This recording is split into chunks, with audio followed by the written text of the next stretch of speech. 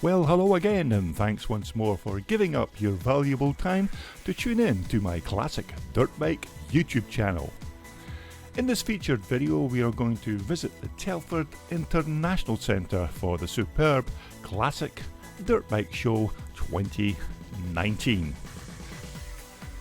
Now, this particular clip is just one of 3 videos showcasing some of the immaculate vintage dirt machines that were on show to the many visitors that attended the venue over the course of the 2 days.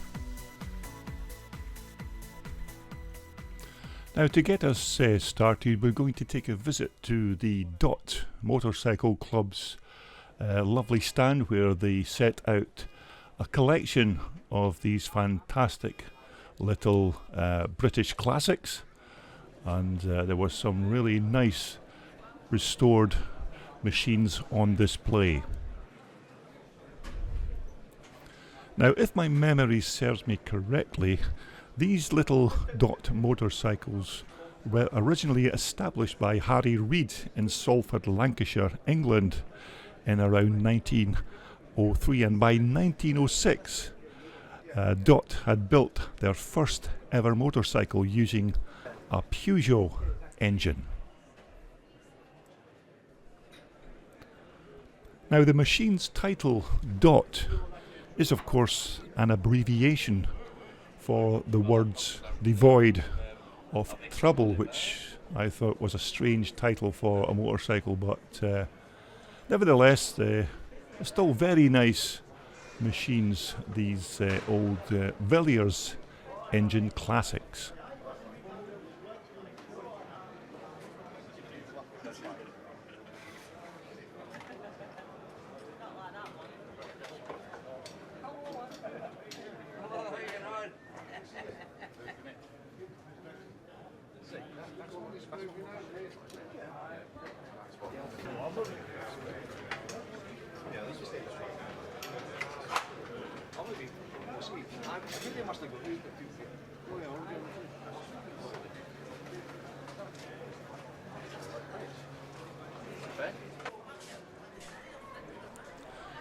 Now, in their latter years, of course, Dot just couldn't compete with the larger manufacturers of the time, and when their engine supplier Villiers went into liquidation, that more or less spelled the end of Dot's large-scale production.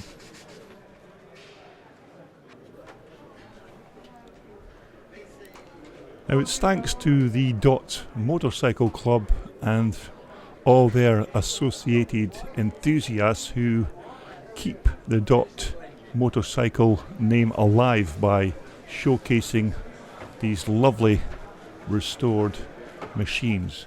But of course, Dot did not only just make trials bikes and motocross machines, they also made a very vast array of road-going bikes as well.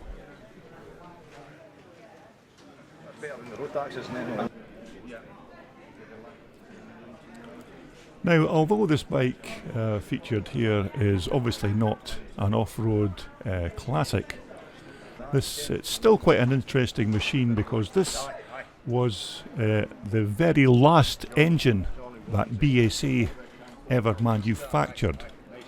Now, of course, I'm not privy to all the details of this particular machine, although I am not sure if it was based on any particular BSA type engine, but as you can see, it's double overhead cam, and it certainly looks the business sitting in this lovely frame.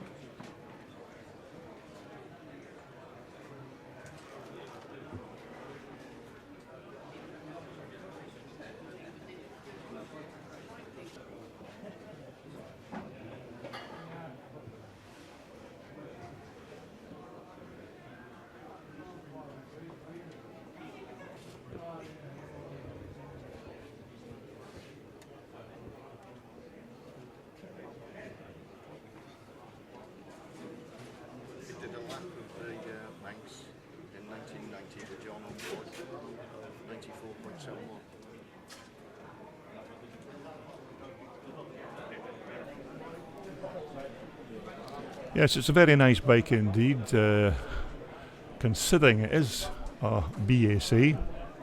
Now, as you can see, it's been fitted with a Quaife gearbox, and these double overhead cams, it almost looks like a Japanese machine from the side with these double sprockets on the cylinder head. So like I said, not a dirt bike, but a very nice and interesting machine to have a look at.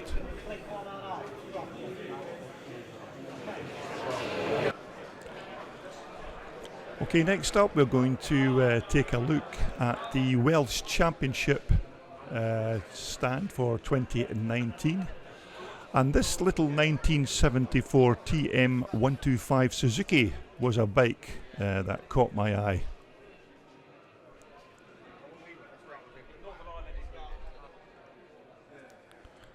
Now this little bike is almost 100% original, apart from the replacement swing arm. Now this bike was raced in California for 2 years, and then it was put into early retirement. Now this machine has never ever been stripped down or taken apart. The engine is all original, and there is nothing on the engine being changed at all. The engine has never been dismantled, and a very nice little original machine.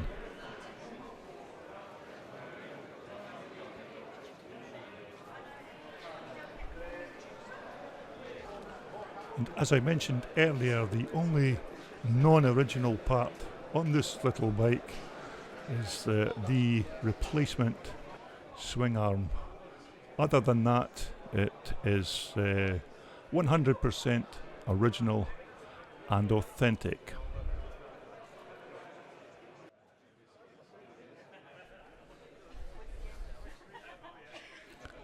Okay, next up we are going to take a look at the Minsterley Motorcycle Grass Track Club.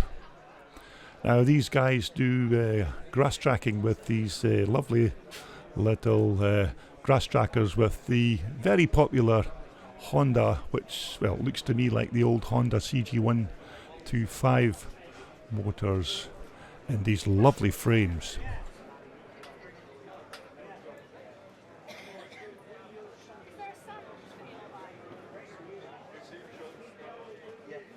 Is that about right? I think so. Yeah. But you just want these two turned a little bit.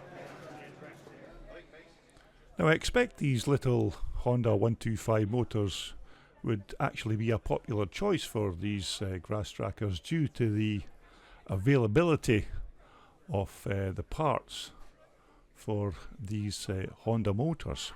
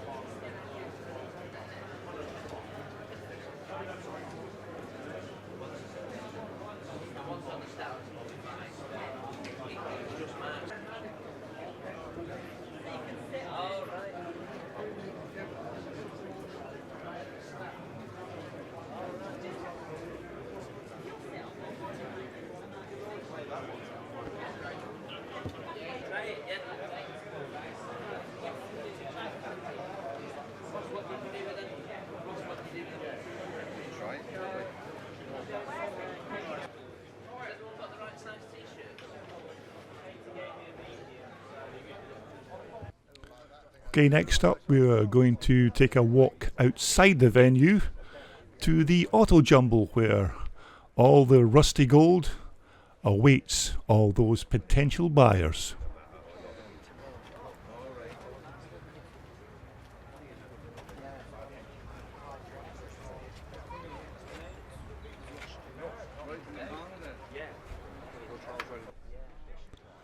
A very nice 1981 490 Myco there. A good looking bike for somebody that's looking to start the old twin shock racing.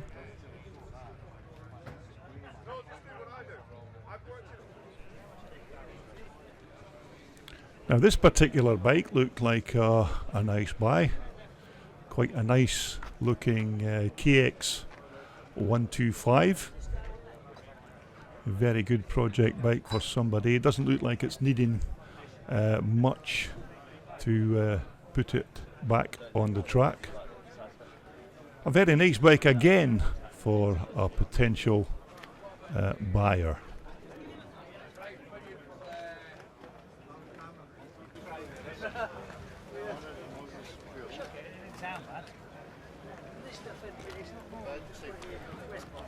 Now this particular vendor had a load of old Myco frames on his stand for sale. An excellent starting point for somebody who wants to build a brand new machine from scratch.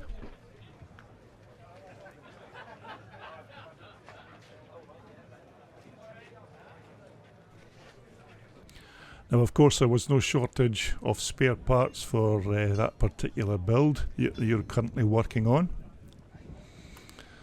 Now this lovely looking machine looked like a 1983 250cr Husqvarna was up for sale for the princely sum of £3,000. Still a very nice looking machine, and although I don't know if the forks are the original forks on them. I see they're a set of Marzokkis, but they don't look like the original forks. But the rest of the bike is very nice and tidy, and a good bargain at £3,000. Now if you were into your Suzukis, then this particular vendor had quite a few good bikes for sale in various states of repair. He had complete bikes and some rolling chassis, and some good bargains to be had here on the day. Now this was a very rare item. It's a 1985 440 Myco barrel, which was on sale for just £150. Now of course there were engines and gearboxes aplenty, and this vendor had some very nice Montesa spares on his particular stand. Now this was a rolling chassis that was causing a lot of attention in the bike jumble.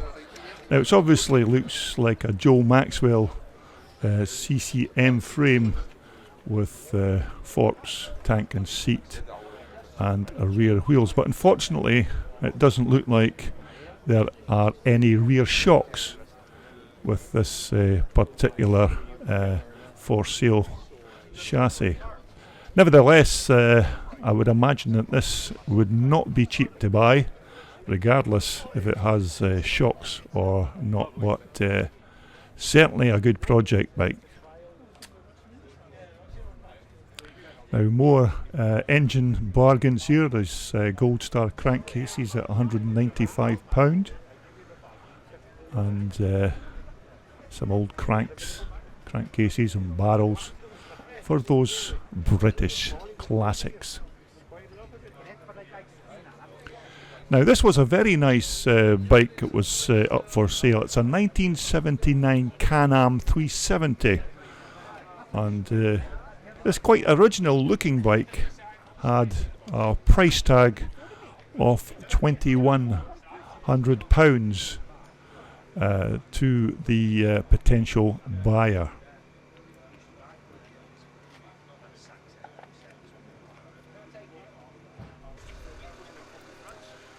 Now also offered for sale was this very nice HIS Stormer. Now I'm not sure if it's a 250 or something bigger, but it was a very nice original looking machine. These bikes, of course, were very quick and very light in their day, and I often wonder if this bike was actually sold on the day.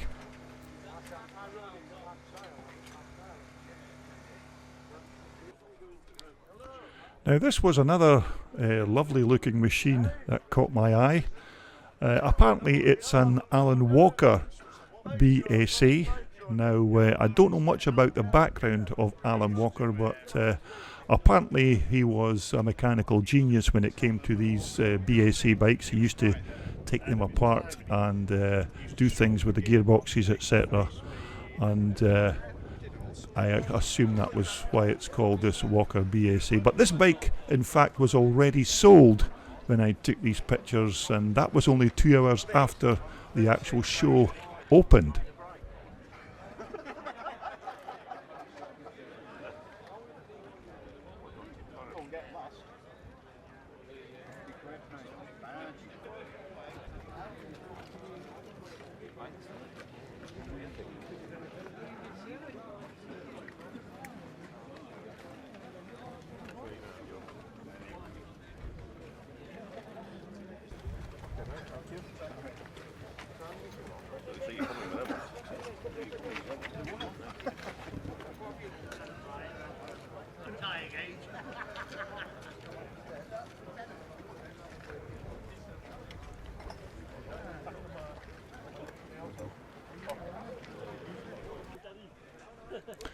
Now also spied was this very nice PE 175 Suzuki Enduro bike.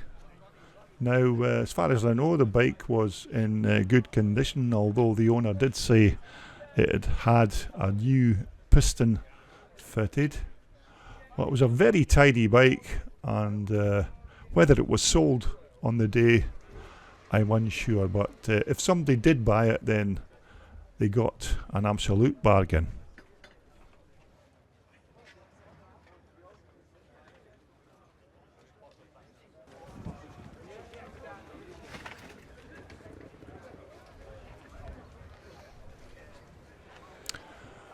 Okay, time to move back inside to the warmth of the Telford International Centre to have a look at some of the nice shiny bikes. Now this featured bike here is an SWM 440 TF4 GS Enduro bike. Now this machine is road registered, and a very nice original looking bike. Now it's a 1981 model, and the owner told me it was fitted with a 38mm Mikuni. It has a race exhaust system and a tailpipe, and of course is fitted with these lovely YSS piggyback rear shocks. Now of course SWM motorcycles were founded in 1979 and named after the bike's founders Piero Cironi and Fausto Vergani. And their SWM brand, of course, was an abbreviation for Speedy Working Motors, which is another strange title for a motorcycle manufacturer. Now of course, this being a 1981 440 model, and is specifically made for enduro racing, and naturally comes complete with the road registration and lighting pack. Now of course these bikes were powered by those iconic and very reliable Rotax two-stroke motors. But nevertheless, this is of course just one of the fantastic machines that we are going to visit in this three-part video from the Telford Classic Centre. Now also in the main hall there were these lovely pair of RM Suzukis. This particular bike here looks like a 1981 465 model, although I stand to be corrected on that particular point. A very nice bike and restored to an extremely high level.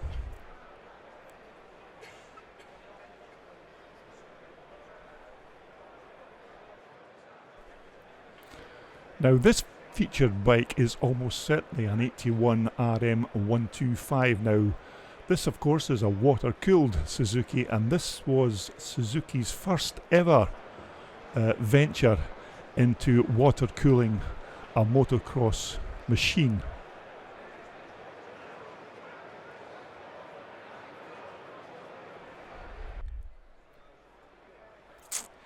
Okay, next up was another lovely British classic. This fully restored 1969 HIS Stormer 250 was a superb looking little bike. Naturally, of course, fitted with the 250 Villiers motor.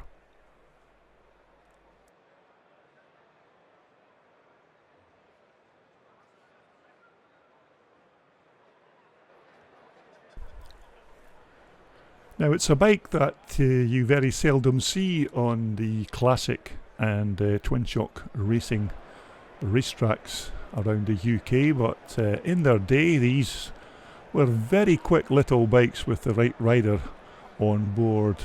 A very light and flickable little 250 motocrosser.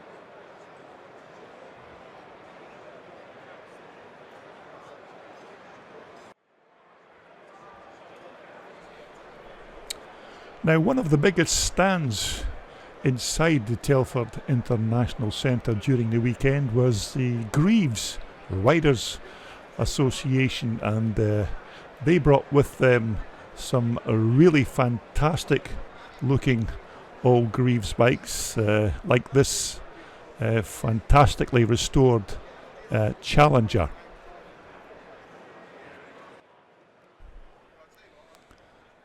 Now, the Greaves Riders Association brought with them some fine examples of this iconic British motorcycle with them. They had trials versions of this bike, scrambles versions, and various other denominations of these lovely bikes. They also had an example of this Greaves Special, which included this TT500 Yamaha motor, which I thought was a very unusual combination for a British machine.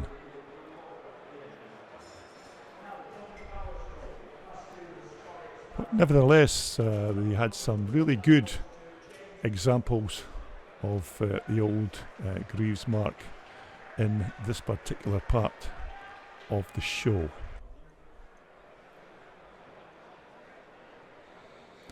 Now, this is another machine that I'm sure you will instantly recognise if you're a dirt bike fanatic. It is, of course, the 1969 400 Cross Husqvarna.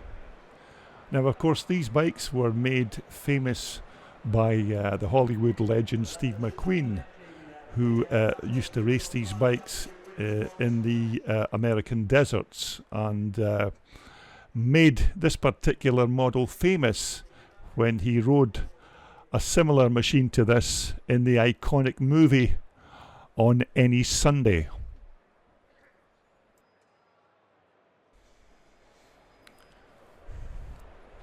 And as you can see here, this particular example has been given the full restoration treatment and looks as good as it would have done when it came straight from the Swedish factory.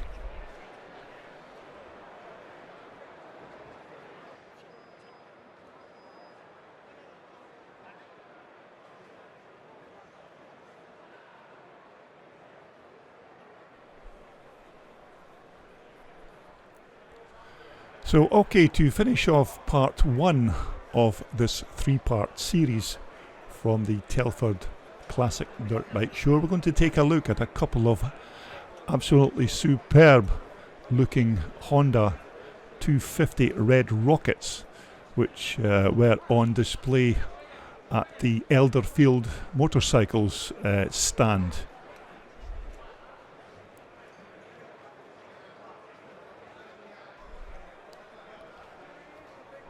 Now, of course, this particular Red Rocket's been fitted with a pair of these very high quality Fox air shocks on the back of this superb looking alloy swing arm.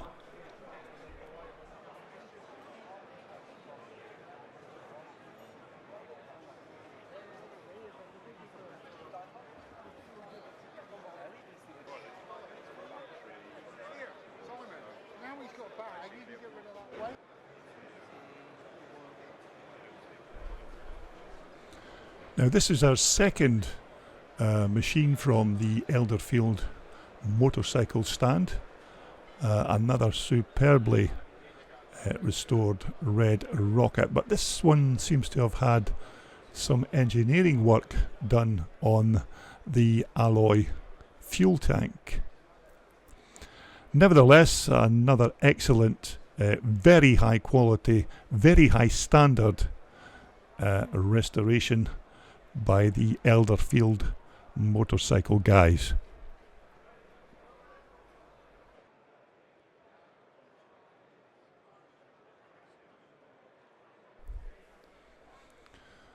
Now, whether these bikes were actual show bikes or these machines were awaiting delivery to a customer, I'm unsure, but I must admit, if I was taking delivery of one of these lovely machines, it would certainly be Christmas come early.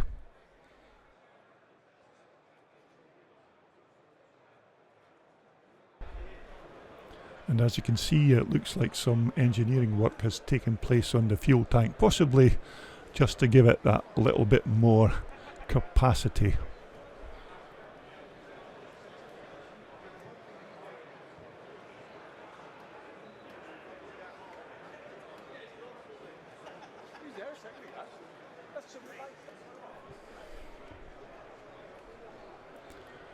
Now, it often amazes me at the lengths that people will go to restore their classic motocross machines.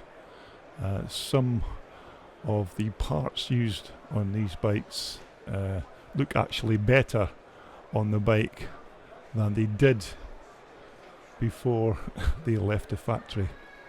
Some of these machines are absolutely stunning to look at. And of course, you can see that the Elderfield motorcycles guys fall into that category and have made an absolutely superb job at restoring these CR 250 Red Rockets. So that just about concludes part one of our three-part series from the Telford International Centre.